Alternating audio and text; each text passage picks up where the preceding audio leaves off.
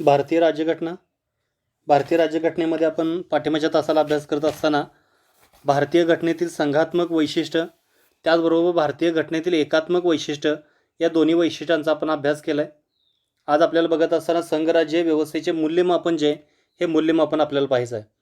आता हे मूल्यमापन पाहत असताना एक भाग जो आहे तो आपण लक्षात घेणं आवश्यक आहे की भारताची जी काही राज्यघटना आहे त्या भारताच्या राज्यघटनेमध्ये या दोन्ही जी काही स्वरूप आहे ती स्वरूप आपण त्यामध्ये पाहिलं. म्हणजे एक स्वरूप म्हणजे काय तर एकात्मक देखील स्वरूप आहे किंवा ज्याला आपण गैरसंघात्मक असं म्हणतोय, आणि दुसरं जे काही स्वरूप आहे ती स्वरूप आपण बघत असताना संघात्मक स्वरूप आहे. म्हणजे भारतीय जी काही राज्यघटना आहे त्या भारतीय राज्यघटनेमध्ये अनेक वैशिष्ट्य असे आहेत की जी भारतीय जे काही भारतीय जे जो देश आहे हे संघराज्य आहे हे त्यामध्ये स्पष्ट करतोय. आणि काही अशी देखील वैशिष्ट्य आपण पाहिलेलं आहे की ज्यामध्ये एकात्मिक स्वरूप आहे जे संघराज्यापेक्षा वेगळं आहे. अगदी थोडक्यामध्ये आपण जर पाहिलं तर भारताची जी काही घटना आहे ही घटना कशी आहे तर लिखित राज्यघटना आहे. आणि लिखित राज्यघटना ही संघराज्य जे काही राज्य आहेत किंवा संघराज्य जे देश आहेत तर त्या देशामध्ये ही लिखित राज्यघटना असते की ज्यामध्ये केंद्र आणि राज्य अशा अधिकाराची विभागणी केली असते, स्वतंत्र न्यायव्यवस्था असते, द्विगृही संसद, म्हणजे अशा अनेक ज्या बाबी आहेत किंवा अनेक वैशिष्ट्ये आहेत. ही वैशिष्ट्य कशाची आहेत तर ही संघात्मक स्वरूपाची वैशिष्ट्य आहेत. आणि त्याचबरोबर एकात्मक स्वरूप आपण जर पाहिलं तर त्यामध्ये केंद्र सर्वोच्च असतं किंवा प्रभावी केंद्र, घटक राज्य अभंजक नाहीत किंवा आणीबाणीच्या तरतुदी असतील, एकात्मक लेखापरीक्षण असेल, अखिल भारतीय सेवा असतील, अशा अनेक जी गैरसंघात्मक जी वैशिष्ट्य आहेत ती गैरसंघात्मक वैशिष्ट्य देखील आपण पाहिलेत किंवा ज्याला आपण एकात्मक वैशिष्ट्य असं म्हणतोय.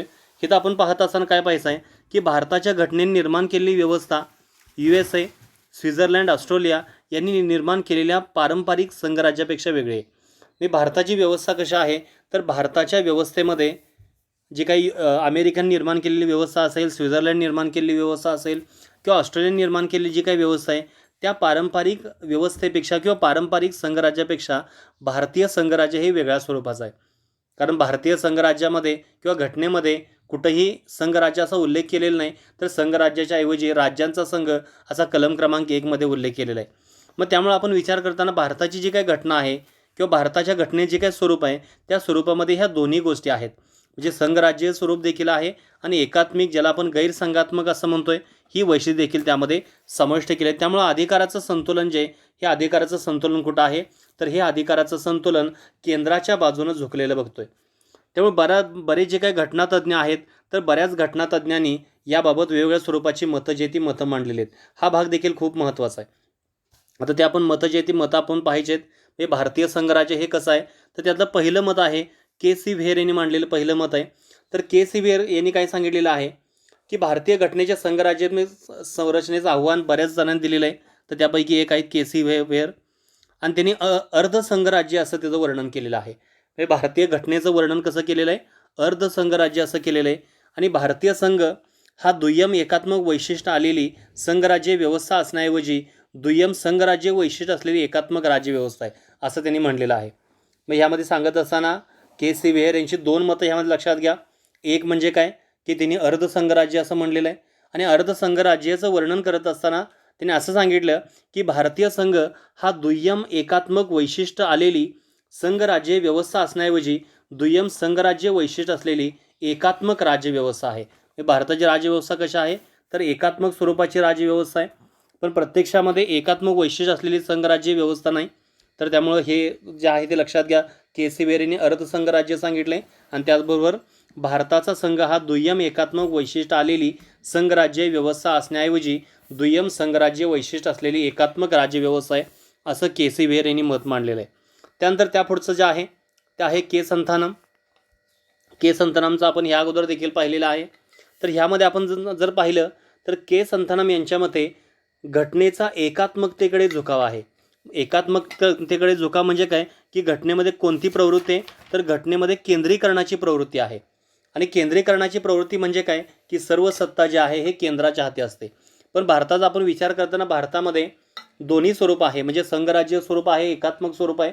आणि ज्यावेळी संघराज्य स्वरूप असतं तर त्या संघराज्य स्वरूपामध्ये अधिकाराची विभागणी केली असते, तर एकात्मक स्वरूपामध्ये अधिकाराचं केंद्रीकरण जे ते केंद्रीकरण केलं जातं. तर त्यामुळं के संतानम यांनी सांगत असताना असं सांगितलं की भारतीय जी काही घटना आहे तर त्या भारतीय घटनेचा झुकाव कुठं आहे तर एकात्मिकतेकडे झुकाव आहे. आणि त्या बाबतीमध्ये त्यांनी दोन कारणं देखील सांगितलेली आहेत. म्हणजे एक म्हणजे काय की वित्तीय बाबतीत केंद्राचे प्रभुत्व आणि राज्याचे केंद्रीय अनुदानावरील अवलंबित्व, आणि दुसरा आहे अधिकार संपन्न नियोजन मंडळाची निर्मिती जे राज्यातील विकासात्मक प्रक्रिया नियंत्रित करते. त्यांच्या मते जरी केंद्र व राज्यांनी औपचारिकतेने संघराज्य म्हणून काम केले तरी भारताने एकात्मक राज्य म्हणूनच कार्य केलेले आहे. म्हणजे के संतानाम यांचं मत काय आहे की भारताची जी काही घटना आहे त्या घटनेचा झुकाव कसा आहे तर एकात्मकतेकडे झुकाव आहे. आणि एकात्मकता म्हणजे काय तर केंद्रीकरणाची प्रवृत्ती, आणि ह्या केंद्रीकरणाच्या प्रवृत्तीमध्ये सत्तेचं एकत्रीकरण किंवा अधिकाराचं एकत्रीकरण जे हे केंद्राकडे झालं असतं. आणि त्या बाबतीमध्ये त्यांनी दोन गोष्टी सांगितलेत.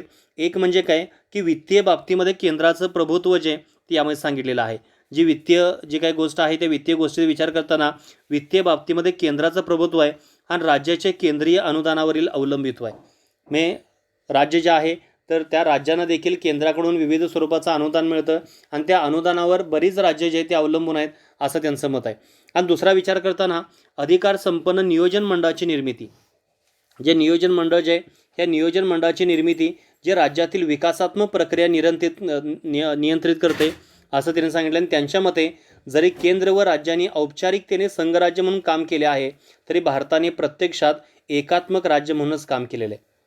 म्हणजे औपचारिकरित्या आपण विचार करत असताना असं म्हणतोय की जी केंद्र सरकार आहे त्या केंद्र सरकारला देखील काही अधिकार आहेत, राज्य सरकारला देखील अधिकार आहेत, अधिकाराची विभागणी केलीत, त्यासाठी विविध स्वरूपाच्या सूची ज्या आहेत त्या सूची दिलेल्या आहेत. असं जरी औपचारिकरित्या संघराज्य म्हणून जरी काम केलं असेल तरी भारताने एकात्मक राज्य म्हणूनच कार्य केले आहे असे यांचं मत आहे. म्हणजे भारतानं कार्य करत असताना प्रत्यक्षामध्ये दाखवत असताना संघराज्यात्मक स्थिती दाखवलेली आहे, पण प्रत्यक्षात काम करत असताना एकात्मक जी आहे ती स्थिती आहे हे यामध्ये सांगितलेलं आहे. हे कुणी सांगितले तर हे सांगत असताना के संथानम यांनी सांगितले की ह्याचा झुकाव कुठं आहे तर एकात्मकतेकडे, म्हणजेच केंद्रीकरणाची प्रवृत्ती आहे. तिसरं जे काही मत आहे ते आहे पॉल ॲपलबॉय यांचं.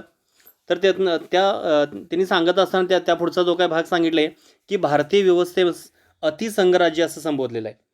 म्हणजे इतर हे वरचा आपण दोन भाग आपण जर पाहिले के संतानमचं मत असेल किंवा के सी व्हेर यांचं मत असेल तर हे मत कसं आहे तर हे संघराज्य विरोधी असणारं मत आहे. म्हणजे भारतामध्ये संघराज्य व्यवस्था नाही, भारताची जी काही व्यवस्था ही केंद्रीकरणाकडे झुकणार आहे. त्याचबरोबर भारतात जे काही संघराज्य आहे ते अर्धसंघराज्य आहे.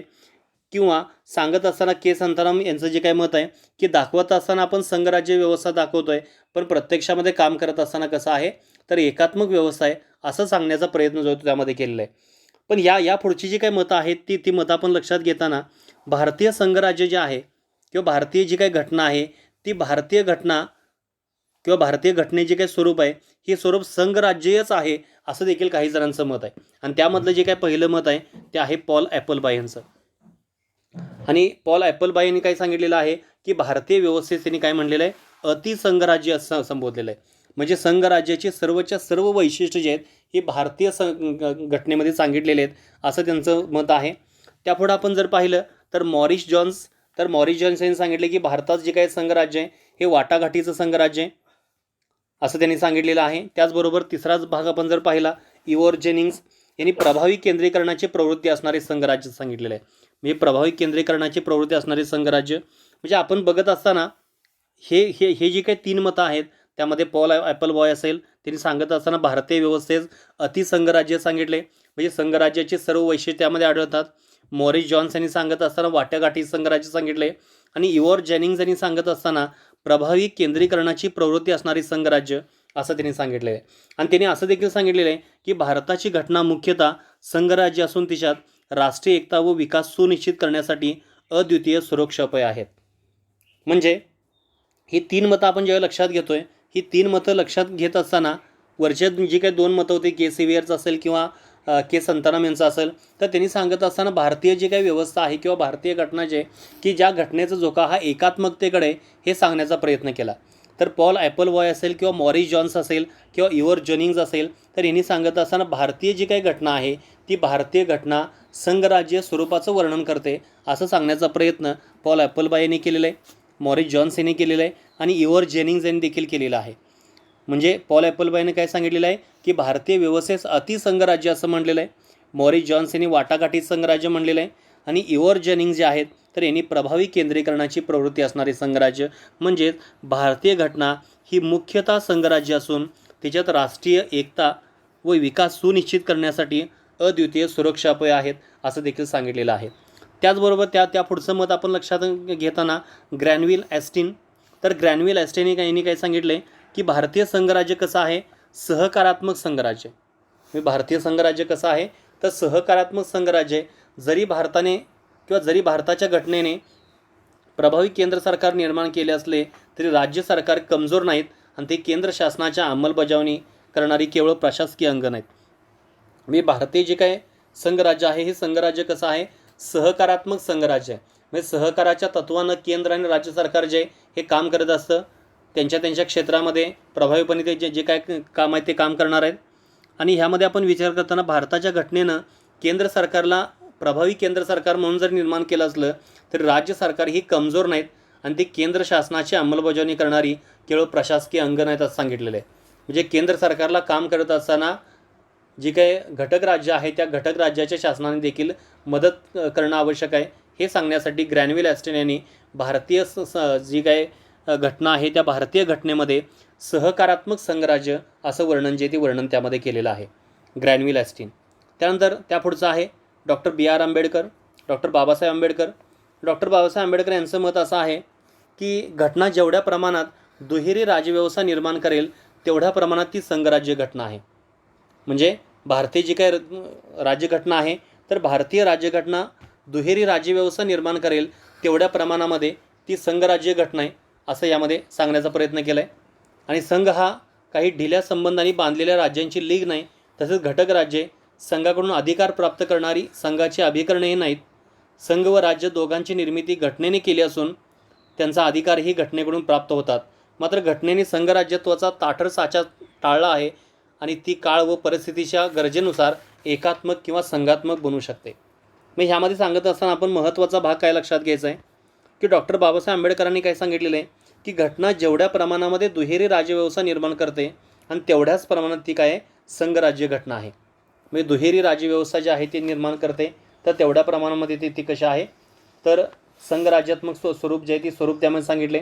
आता दुहेरी शासन राज्यव्यवस्था म्हणजे काय की त्यामध्ये केंद्र आणि राज्य ह्या दोघांचंही अस्तित्व आहे. केंद्रासाठी देखील काही विषय दिलेत, राज्यांसाठी काही विषय दिलेत. असे काही विषय आहेत की ज्यामध्ये केंद्र राज्य जे आहे हे दोघंही त्यामध्ये असणार आहेत. तेवढ्यापुरता आपण विचार करताना भारतीय व्यवस्था कशा आहे तर संघराज्य घटना आहे किंवा संघराज्य व्यवस्था आहे. आणि संघ हा काही ढिल्या संबंधांनी बांधलेल्या राज्यांची लीग नाही, तसेच घटक राज्ये संघराज्याकडून अधिकार प्राप्त करणारी संघाची अभिकरणेही नाहीत. संघ व राज्य दोघांची निर्मिती घटनेने केली असून त्यांचा अधिकारही घटनेकडून प्राप्त होतात. यामध्ये सांगत असताना काय सांगितलेलं आहे की भारताचा आपण विचार करत असताना भारतामध्ये केंद्र सरकार जरी प्रभावी असेल तरी देखील जी राज्य सरकार आहेत किंवा भारतामध्ये असणारी जे काही सर्व राज्य जे आहेत ही राज्य केंद्राची लीग नाही. त्यामुळं जे काही घटक राज्य शासन असेल किंवा घटक राज्य सरकार जे आहे तर ह्या घटक राज्य सरकार केंद्राची कोणत्याही स्वरूपाची अभिकरणे जे आहेत ती अभिकरणे किंवा एजन्सी आपण ज्याला म्हणतोय किंवा काम करणारी एखादी संस्था असं म्हणतोय तर अशी संस्था देखील नाही. संघ व राज्य दोघांची निर्मिती घटनेनं केलेली आहे. घटनेमध्ये ह्या दोघांचंही अस्तित्व सांगितले, संघाचं पण अस्तित्व सांगितले, राज्याचं पण अस्तित्व जे आहे ते अस्तित्व त्यामध्ये सांगितलेलं आहे. मात्र घटनेने संघराज्यत्वाचा ताठर साचा टाळला आहे आणि ती काळ व परिस्थितीच्या गरजेनुसार एकात्मक व संघात्मक बनू शकते. मात्र ह्यामध्ये घटनेचा विचार करताना घटनेमध्ये काय सांगितले की संघराज्यत्वाचा ताठर जो काय साचा आहे कोणतेही जी काय आपण ह्यामध्ये विचार करत असताना घटना दुसऱ्या थोडासा यामध्ये आपण विचार करू शकतोय की संघराज्य स्वरूप जर असेल तर त्या संघराज्य स्वरूपामध्ये घटनादुरुस्तीची पद्धत कशी असेल, ताठर स्वरूपाची असेल. हा ताठर साचा जो आहे हा टाळण्याचा प्रयत्न केलेला आहे. आणि त्यामध्ये सांगत असताना काही बाबतीमध्ये लवचिकता आणण्याचा प्रयत्न केलेला आहे आणि काही बाबतीमध्ये तो साचा जो आहे हा ताठर ठेवण्याचा प्रयत्न यामध्ये केलेला आहे. आणि ते कशावर ठेवलेलं आहे आणि काळ आणि परिस्थितीचा विचार करून गरजेनुसार भारतीय राज्यघटना जे ही एकात्मक देखील होऊ शकते आणि भारतीय राज्यघटना ही संघात्मक देखील होऊ शकते. ह्यामध्ये आपण विचार करत असताना सगळ्यात महत्त्वाचा भाग आहे हा डॉक्टर बाबासाहेब आंबेडकर यांनी सांगितले काय तर दुहेरी राज्यव्यवस्था निर्माण करेल. घटना जेवढ्या प्रमाणामध्ये दुहेरी राज्यव्यवस्था निर्माण करेल तेवढ्याच प्रमाणात ती संघराज्य घटना आहे. ह्यामध्ये विचार करत असताना संघ काही ढिल्या संबंधांनी बांधलेल्या राज्यांची लीग नाही असं देखील सांगितलेलं आहे. आणि घटक राज्य जे आहेत ही केंद्राची अभिकरणं देखील नाहीत असं देखील त्यामध्ये सांगितलेलं आहे. म्हणजेच भारतीय राज्यघटना ज्या आहे त्या भारतीय राज्यघटनेमध्ये ह्या दोघांचंही सहअस्तित्व आहे. घटनेनं ह्या दोघांनाही काही अधिकार प्रदान करून दिलेले आहेत. घटनेने ह्या दोघांच्यासाठी देखील काही विषय दिलेले आहेत. मात्र घटनेचा आपण विचार करताना घटनेमध्ये जी संघराज्य स्वरूप असतं किंवा संघराज्य जे काही देश आहेत तर अशा देशाचा असणारा जो काय ताठर साचा आहे हा ताठर साचा बदलण्याचा प्रयत्न जो आहे तो त्यामध्ये केलेला आहे. आणि ती काळ आणि परिस्थितीच्या गरजेनुसार एकात्मक किंवा संघात्मक बनू शकते असं देखील त्यामध्ये सांगण्याचा प्रयत्न जो आहे तो प्रयत्न ह्यामध्ये केलेला आहे. त्यानंतर त्यापुढं आहे सगळ्यात महत्त्वाचं त्या एक केस आहे. त्या केसच्या बाबतीमध्ये आपण बघू M.R. बोम्मई खटला 1994. M.R. बोम्मई खटला जो आहे 1994 तर या बाबतीमध्ये आहे संघराज्यवादाच्या बाबतीमध्ये. तर ह्यामध्ये काय सांगितलेलं आहे, सर्वोच्च न्यायालयाने घटना संघात्मक असल्याचे स्पष्ट सांगितले. तसेच संघराज्यवाद हे घटनेचे मूलभूत वैशिष्ट्य आहेत असं देखील सांगितलेलं आहे. मग ह्यामध्ये जे आहे जी केस आहे M.R. बोम्मई खटला 1994 तर सर्वोच्च न्यायालयाच्या बाबतीमध्ये हा आहे. आणि सर्वोच्च न्यायालयाने काय सांगितलं आहे तर घटना संघात्मक असल्याचं स्पष्ट केलेलं आहे. म्हणजे भारतीय घटना कशा आहे म्हणून सांगितलेलं आहे तर भारतीय घटना ही संघात्मक आहे हे त्यांनी स्पष्ट केलेलं आहे. आणि त्याचबरोबर काय सांगितलेलं आहे की संघराज्यवाद हे घटनेचे मूलभूत वैशिष्ट्य आहे असं सांगितलं. आणि न्यायालयाच्या मते आणखीही काही बाबी न्यायालयाने सांगितल्या की त्यांनी सांगत असताना आपल्या घटनेच्या योजनेत राज्यांच्या तुलनेत केंद्रास अधिकार जास्त देण्यात आलेले आहेत तरी राज्य केंद्राचे केवळ अंगे आहेत असा त्याचा अर्थ होत नाही. राज्यांना स्वतंत्र घटनात्मक अस्तित्व आहे, ते केंद्राचे उपग्रह किंवा एजंट नाहीत. त्यांना देण्यात आलेल्या चौकटीत राज्य सर्वोच्च आहेत. आणीबाणी व इतर काही परिस्थितीमध्ये केंद्रामार्फत राज्यांच्या अधिकारावर अतिक्रमण होत असले तरी त्यामुळे घटनेचे अंगभूत संघराज्य वैशिष्ट्य नष्ट होत नाहीत. या घटना अपवादात्मक असतात आणि अपवाद हे नियम नसतात. भारतीय घटनेतील संघराज्यवाद ही केवळ प्रशासकीय सोय नाही तर हे एक तत्त्व आहे. म्हणजे ह्यामध्ये काय सांगत असताना लक्षात घ्या महत्त्वाची गोष्ट ह्यामध्ये म्हणजे संघराज्यवाद आपण ज्यावेळी बघतोय किंवा संघराज्य स्वरूप आपण ज्यावेळी बघतोय तेव्हा दोन्हीही सहअस्तित्व असतं. केंद्राचं अस्तित्व असतं, राज्याचं अस्तित्व असतं, त्यांना अधिकार असतात. आणि हे न्यायालयाने सांगत असताना काय सांगितलं की आपल्या घटनेच्या योजनेत राज्यांच्या तुलनेमध्ये केंद्रास जास्त अधिकार दिलेत. आता राज्यांच्या तुलनेमध्ये केंद्र हे प्रबळ आहे का तर प्रबळ आहे, पण याचा अर्थ असा होत नाही की ही राज्ये जे आहेत हे फक्त केंद्राचे अंग आहेत. राज्यांना स्वतंत्र घटनात्मक अस्तित्व आहे, ते केंद्राचे केवळ उपग्रह किंवा एजंट नाहीत. त्यांना देण्यात आलेल्या चौकटीमध्ये राज्य ही सर्वोच्च आहेत. म्हणजे राज्यांना जे काही अधिकार देण्यात आले आहेत, राज्यांना काही विषय देण्यात आलेले आहेत तर त्या विषयामध्ये राज्य ही सर्वोच्च आहेत असं जे आहे हे सर्वोच्च न्यायालयाने सांगितलेलं आहे. आणि त्यामध्ये दुसरं सांगितलेलं आहे की भारतीय घटनेतील संघराज्यवाद ही एक प्रशासकीय सोय नाही तर हे एक तत्त्व आहे. आणि दुसरं सांगितलेलं आहे की विशिष्ट जी काही परिस्थिती असेल, अनेक आणीबाणीची स्थिती असेल किंवा इतर स्वरूपाचा लष्करी कायदा असेल तर अशी जी काही परिस्थिती असेल तर या परिस्थितीमध्ये केंद्रामार्फत राज्यांच्या अधिकारावर अतिक्रमण होते. आणि असं जरी होत असेल तरी ह्या गोष्टी ज्या आहेत त्या अपवादात्मक असतात आणि अपवाद हे कधीच नियम असत नाहीत. त्यामुळे हा भाग जो आहे तो लक्षात घ्या. M.R. बोम्मई खटल्याच्या बाबतीमध्ये एक महत्त्वाचं वाक्य लक्षात घ्या की यामध्ये सर्वोच्च न्यायालयाने काय सांगितले की भारतीय घटना जी आहे ही संघात्मक स्वरूप आहे आणि संघराज्यवाद हे भारतीय घटनेचे एक मूलभूत वैशिष्ट्य आहे. आणि त्यापुढे सांगत असताना न्यायालय काय म्हणणार आहे की भारतीय घटनेमध्ये आपण विचार जर केला तर भारतीय घटनेमध्ये राज्यांच्या तुलनेमध्ये केंद्राला जास्त अधिकार दिलेत. याचा अर्थ असा होणार नाही की भारतीय जी काही राज्य आहेत ही राज्य केवळ केंद्राचे अंग आहेत. राज्यांना देखील स्वतंत्र असं घटनात्मक अस्तित्व आहे. ते केवळ केंद्राचे उपग्रह किंवा एजंट नाहीत. त्यांना देण्यात आलेले जे काही अधिकार आहेत तर त्या अधिकारामध्ये किंवा चौकटीमध्ये राज्य ही सर्वोच्च आहेत. काही विशिष्ट स्वरूपाची परिस्थिती आपण जर सोडली, आणीबाणी किंवा इतर परिस्थिती की ज्यामध्ये केंद्रामार्फत राज्यांच्या अधिकारावर अतिक्रमण होत असले तरी त्यामुळे घटनेने अंगभूत संघराज्य जे काही वैशिष्ट्य आहे घटनेचं हे वैशिष्ट्य नष्ट होत नाही. आणि अशा स्वरूपाचे जे काही अपवाद आहेत किंवा ह्या घटना ज्या आहेत ह्या अपवादात्मक स्वरूपाचे आहेत आणि अपवाद हे कधीच नियम असत नाहीत. भारतीय घटनेतील संघराज्यवाद ही केवळ प्रशासकीय सोय नाही तर हे एक तत्त्व आहे असं यामध्ये सांगितलेलं आहे. कशामध्ये? M.R. बोम्मई खटला 1994. आता त्यामध्ये दुसरा भाग आपण जर पाहिला, भारतीय संघराज्यवाद पुढील 2 गोष्टीमध्ये तडजोड करण्याचा एक प्रयत्न करतं. 2 गोष्टी यामध्ये सांगितले की ज्यामध्ये तडजोड होते. तर त्यामध्ये एक भाग आपण जर पाहिला, अधिकाराची सामान्य विभागणी करण्याची गरज, ज्यामध्ये राज्ये आपल्या चौकटीत स्वायत्त असतील.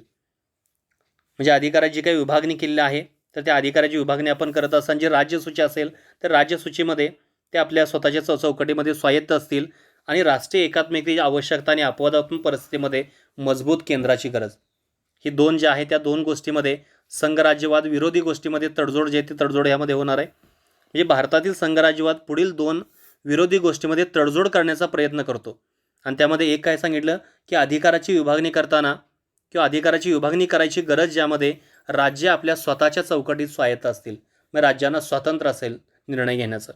आणि दुसरं आहे की ज्यावेळी राष्ट्रीय एकात्मकाची आवश्यकता असेल अशा अपवादात्मक परिस्थितीमध्ये मजबूत केंद्राची गरज आहे. म्हणजे आणीबाणीची जी काही स्थिती असेल त्या स्थितीमध्ये मजबूत कोण असणं आवश्यक आहे, तर केंद्र असणं आवश्यक आहे. या दोन गोष्टीमध्ये फक्त संघराज्य जे आहे किंवा संघराज्यवाद जे ती ह्यामध्ये तडजोड जे हे तडजोड करणार आहे. त्यापुढे आहे संघराज्य आत्म्याची प्रवृत्ती. भारतीय राजकीय व्यवस्थेच्या कार्यचलनाच्या पुढील प्रवृत्तीवरून तिच्या संघराज्य आत्म्याची प्रचिती येते. म्हणजे संघराज्य आत्मा जो आहे तर त्या संदर्भातली माहिती यामध्ये आपण बघू शकतोय. तर त्यामध्ये काही उदाहरण दिलेले आहेत. त्यामध्ये एक आहे राज्यादरम्यान सीमा प्रादेशिक विवाद जर असेल, उदाहरणार्थ महाराष्ट्र व कर्नाटक यांच्या दरम्यान बेंगळुरूवरून विवाद, हा पहिला आहे. दुसरा आहे नदी जल वाटपावरून राज्यामध्ये विवाद, कर्नाटक व तामिळनाडू यामध्ये कावेरी जल वाटपाबाबत विवाद. तिसरा आहे आंध्र प्रदेश, तामिळनाडू, महाराष्ट्र, पंजाब यासारख्या राज्यामध्ये प्रादेशिक पक्षांचा उदय व सरकार प्रस्थापना. चौथा आहे प्रादेशिक आकांक्षाच्या पूर्ततेसाठी नवीन राज्याची निर्मिती, उदाहरणार्थ मिझोरम, झारखंड, तेलंगणा तसेच विदर्भ व इतर राज्यांची मागणी. ही चार घटक अगोदर लक्षात घ्या. हे चार घटक कशासाठी आहेत, तर राजकीय व्यवस्थेच्या कार्यचलनाच्या ज्या प्रवृत्ती आहेत की ज्यामध्ये संघराज्य आत्म्याची प्रचिती होते. म्हणजे ह्यामध्ये काय आहे की राज्यांना देखील काही अधिकार जे ते अधिकार प्राप्त झालेत आणि त्यातली ही उदाहरणं आहेत. तर त्यामध्ये सीमा किंवा प्रादेशिक विवाद असेल किंवा ज्यामध्ये महाराष्ट्र आणि कर्नाटक या बाबतीचा बेंगळूरवरून बेळगाववरूनचा जो विवाद आहे हा विवाद आपण त्यामध्ये लक्षात घेऊ शकतोय, बेळगावचा. दुसरा भाग आपण जर पाहिलं नदी जल वाटपावरून राज्यामध्ये विवाद, उदाहरणार्थ कर्नाटक व तामिळनाडू यामध्ये कावेरी जल वाटपाबाबत विवाद आहे. हा एक महत्त्वाचा आहे प्रश्न, लक्षात घ्या. कावेरी जलवाटप, नदी जलवाटप राज्यामध्ये विवाद, कर्नाटक व तामिळनाडू यामध्ये कावेरी जलवाटपाबाबत विवाद. तिसरा भाग आपण जर पाहिला आंध्र प्रदेश, तामिळनाडू, महाराष्ट्र, पंजाब यासारख्या राज्यामध्ये प्रादेशिक पक्षांचा उदय व सरकार प्रस्थापना. प्रादेशिक जे काही पक्ष आहेत या पक्षांचा उदय झालेला होता आणि ह्यांनी या राज्यामध्ये सरकार देखील स्थापन केलेला आहे. तर तो देखील भाग यामध्ये लक्षात घ्या. आता आपण जर पाहिलं तर आता असणारं जे काही सरकार आहे तर ते सरकार देखील त्यामध्ये प्रादेशिक पक्ष देखील आहेत. त्यानंतर चौथा भाग आपण जर पाहिला प्रादेशिक पक्षांच्या किंवा प्रादेशिक आकांक्षेच्या पूर्ततेसाठी नवीन राज्यांची निर्मिती. मी प्रादेशिक आकांक्षा जे आहे ती पूर्तता करण्यासाठी नवीन राज्यांची निर्मिती केली की ज्यामध्ये मिझोरम असेल, झारखंड, तेलंगणा आणि आता आपण जर पाहिलं की विदर्भ किंवा इतर अनेक जे काही राज्य आहेत या नवीन राज्यांची मागणी जी आहे ती मागणी आता वाढू लागलेली आहे. त्यापुढचा आहे पाचवा विकास गरजा पूर्ण करण्यासाठी राज्यांची केंद्राकडून अधिक वित्तीय अनुदानाची मागणी. म्हणजे विकासाचे किंवा अनेक स्वरूपाच्या ज्या काही गरजा आहेत ह्या गरजा पूर्ण करण्यासाठी राज्यांची केंद्राकडून अधिक वित्तीय अनुदानाची मागणी आता होताना आपल्याला दिसते. तो देखील भाग संघराज्य आत्म्याचा आहे. त्यानंतर राज्यांची स्वायत्ततेची मागणी व केंद्राकडून होणाऱ्या हस्तक्षेपास विरोध. आणि संघराज्य व्यवस्था आपण जर पाहिली तर संघराज्य व्यवस्थेमध्ये दोन्ही जे काही घटक आहेत हे आपापल्या क्षेत्रामध्ये स्वायत्त असतात.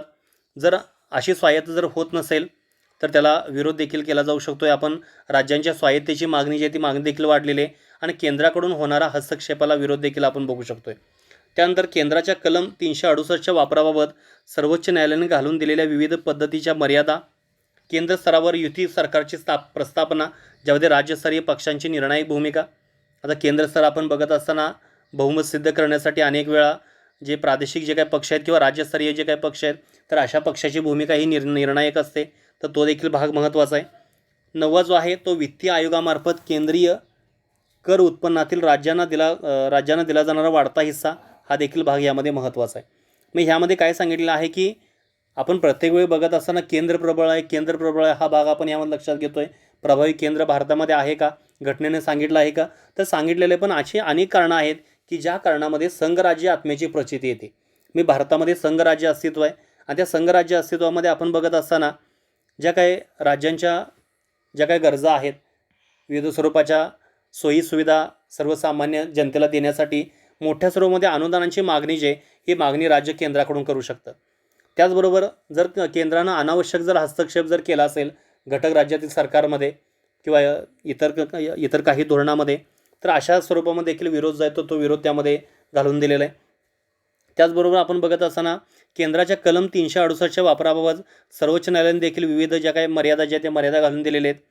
केंद्र स्तराचा आपण विचार जर केला तर केंद्र स्तरावरील जे काही युती सरकारची प्रस्तावना ज्यामध्ये राज्यस्तरीय पक्षांची निर्णायक भूमिका आहे आणि वित्त आयोगामार्फत केंद्रीय कर उत्पन्नातील दिला जाणारा वाढता हिस्सा जो आहे तर हा देखील भाग जो आहे ते यामध्ये महत्त्वाचा आहे. यामध्ये 9 घटक जे आहेत ते 9 घटक काय करतात की प्रचिती देतात की भारतात जी काही व्यवस्था आहे ही व्यवस्था संघराज्यीयच व्यवस्था आहे हे सांगण्यास ही जी काही कारणं आहेत ही कारणं महत्त्वाची आहेत की ज्यामध्ये प्रादेशिक विवाद असेल, सीमा विवाद असेल, महाराष्ट्र कर्नाटकचा बेळगाववरून झालेला. दुसरा आहे नदी जलवाटपाचा जो काही विवाद आहे कावेरी जलवाटपाबाबतचा असेल. तिसरा आहे आंध्र प्रदेश, तामिळनाडू, महाराष्ट्र, पंजाब यासारख्या राज्यामध्ये प्रादेशिक पक्षांचा उदय असेल किंवा या राज्यामध्ये प्रादेशिक पक्षांनी सरकार देखील स्थापन केलेले आहे. त्याचबरोबर प्रादेशिक आकांक्षाच्या पूर्ततेसाठी नवीन राज्याची निर्मिती असेल, मिझोरम, झारखंड, तेलंगणा आणि आता सध्या आपण जर बघितलं तर विदर्भ किंवा इतर अनेक राज्यांची मागणी, विकास गरजा पूर्ण करण्यासाठी राज्यांची केंद्राकडून अधिक वित्तीय अनुदानाची मागणी किंवा केंद्राकडून होणारा जो काही हस्तक्षेप आहे त्या हस्तक्षेपाला देखील विरोध केलेल्या राज्यांनी. कलम क्रमांक 368 घटनादुरुस्तीच्या बाबतीमध्ये आपण जर पाहिलं तर सर्वोच्च न्यायालयाने घटनादुरुस्ती करताना अनेक स्वरूपाच्या मर्यादा देखील केंद्रावर गाठलेल्या आहेत. त्यानंतर केंद्र स्तरावर युती सरकारची प्रस्तावना ज्यामध्ये राज्यस्तरीय पक्षांची निर्णायक भूमिका आणि वित्त आयोगामार्फत केंद्रीय कर उत्पन्नातील राज्यांना दिला जाणारा वाढता हिस्सा हे घटक जे आहेत हे घटक महत्त्वाचे आहेत. तर अशा प्रकारे आपण हे जे काही प्रकरण आहे हे प्रकरण आपण पाहिलेलं आहे आणि या प्रकरणामध्ये आपण एकात्मक आणि संघात्मक या दोन्ही स्वरूपाची वैशिष्ट्ये जे आहेत एकात्मक देखील पाहिलेलं आहे, एकात्मक वैशिष्ट्य देखील पाहिलेलं आहे आणि संघात्मक वैशिष्ट्य देखील आपण पाहिलेलं आहे. आणि भारतीय जी काही घटना आहे ही भारतीय घटना काही प्रमाणामध्ये एकात्मक आहेत आणि काही प्रमाणामध्ये संघात्मक आहेत. आणि त्याचबरोबर आपण विविध जे काही तज्ज्ञ होते ते विविध तज्ज्ञांची जी काही मतं आहेत ती मतं देखील आपण पाहिलेली आहेत. त्याचबरोबर संघराज्य आत्म्याची प्रचिती आपण पाहिलेली आहे. एस.आर. बोम्मई जो काही खटला आहे तो खटला आपण त्यामध्ये पाहिलेला आहे. बोम्मई जो काही खटला आहे एस.आर. बोम्मई तो जो काही खटला आहे त्या खटल्याच्या बाबतीमधलं सर्वोच्च न्यायालयाचं मत जे ते मत आपण पाहिलेलं आहे. आणि अशा प्रकारे हे प्रकरण जे ते प्रकरण आपलं संपलेलं आहे. पुढचं प्रकरण पुढच्या तासाला आपण पाहणार आहे घटनादुरुस्ती. Okay, thank you.